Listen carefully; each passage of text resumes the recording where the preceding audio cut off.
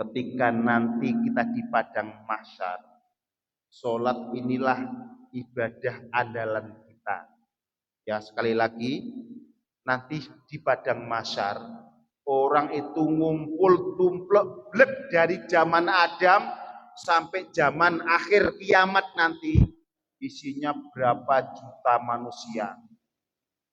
Kemudian logika kita berpikir, kalau orang sebanyak ini gimana cara Rasulullah mengenali itu umatnya?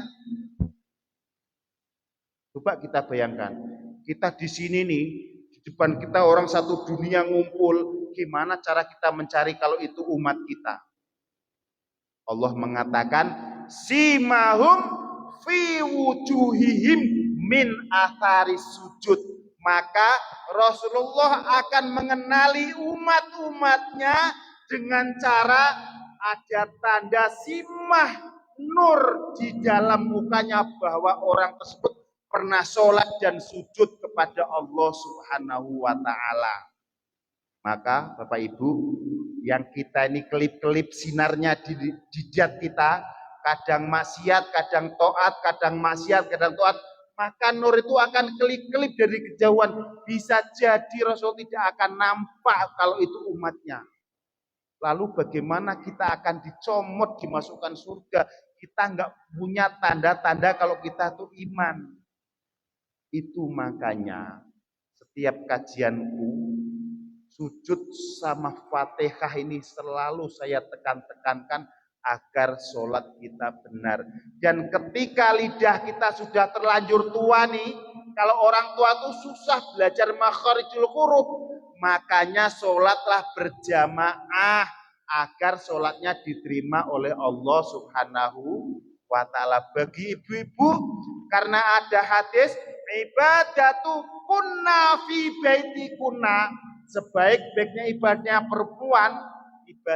perempuan di rumahnya. Maka bagaimana agar sholatnya perempuan diterima? Paksa suaminya untuk sholat jamaah di masjid. Ketika seorang perempuan, seorang istri sanggup memaksa suaminya sholat jamaah di masjid, maka sholat dia walaupun kurang benar diterima oleh Allah Subhanahu wa ta'ala. Karena ar-rijalu qawwamuna 'alan nisa, laki-laki itu pemimpin menanggung semua dosa-dosa istrinya.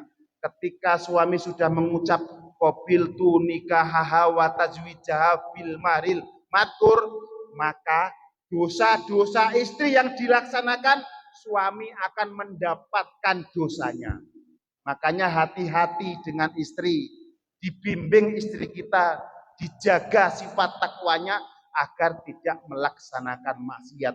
Ketika kita lagi sibuk kerja mencari nafkah, istri di rumah nonton HP, nengok film porno, kita dapat dosa Bapak Ibu. Karena kita sudah qabiltu, saya terima nikahnya. Itu makanya perlunya membimbing anak istri kita. Ketika amalan suaminya sah di mata Allah, maka istrinya juga ikut sah. Ya, ketika istri tidak sanggup memaksa suaminya untuk sholat jamaah di masjid, maka juga tidak sah sholatnya di rumah ketika salah. Sholatnya benar saja kalau di rumah, Allah hanya memberi pahala 1. Itu kalau benar. Ya, itu kalau benar. Makanya saya sering gembor-gembor agar sholat berjamaah.